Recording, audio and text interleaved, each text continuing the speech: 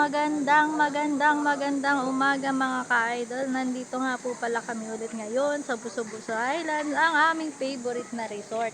Makikita naman talagang napakaganda ng Buso-Buso Island Resort. Kaya naman hindi ka magtatanong kung bakit pabalik-balik kami dito. At ito ang lagi namin pinupuntahan tuwing summer. Ito ang very affordable nilang picnic shed. Pwede na kayo dito mag-cottage kung iilan lang naman kayo sa pamilya at hindi kayo mapili o pihigan sa cottage, guys. So ito 7 packs, 700 pesos. 'Di ba? Mga ka-idol, pwedeng-pwede na. So budget friendly siya. Hindi lang basta budget friendly, kundi napakaganda. So bakit pa kayo pupunta sa iba, 'di ba?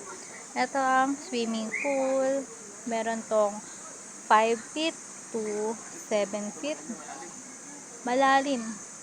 Yes, may malalim. Doon naman ay kayang-kaya.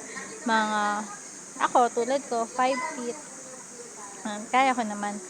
So, eto, kompleto din tayo sa lifeguard. Ang totoo niyan, guys, ang dami nilang nagbabantay.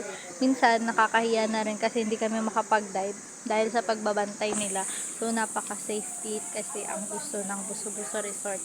So, ito, i-highlight nga pala natin itong pool nila na napakaganda at napakalinis. Ang sarap maligo. Hindi sobrang lamig ng tubig. Kayang-kaya mong tumagal. So, ito naman, meron tayong nakikita sa taas, mga overlooking view.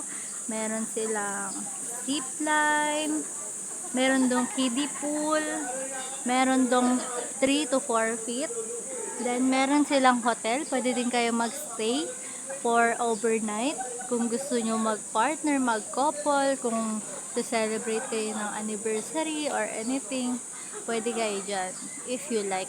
Then, meron din sila doon sa taas ng mga kubo. Later, mga idol, pupuntahan natin sila. For the meantime, papakita ko muna sa inyo ang ganda ng swimming pool. So, lapitan natin sila, mga kalolo.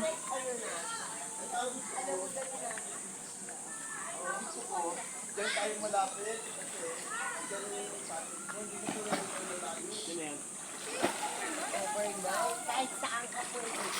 Ito yung 6-footer namin na pamilya. Lang. Ito siya nag-aaral ng swimming. Walang bayad?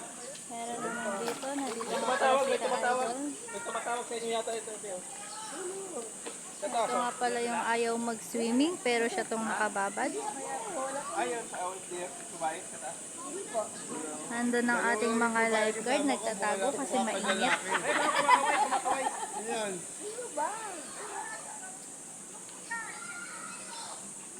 Ang ganda, diba? Minsan, Tatalon. Say what, eh? Hindi, akala ko tatalon.